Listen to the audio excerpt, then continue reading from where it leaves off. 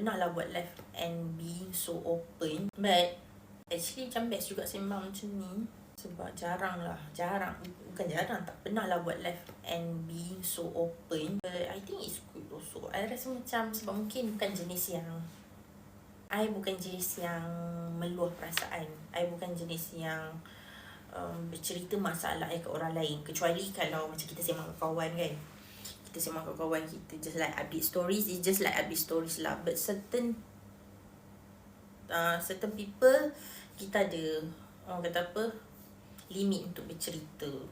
So kita cuba salurkan perasaan tu mungkin melalui live macam ni. And hari ni malam ni aku macam like cakap pasal penat. Mungkin penat betul kot. So 2026 ni my mission is to heal myself. Heal and more like ada direction yang clear lah for my goals. Okay, settle one by one.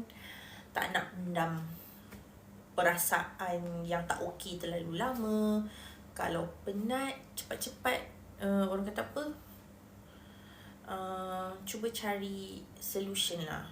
Dulu pun ada juga orang kata, okay, you penat kan, pergilah.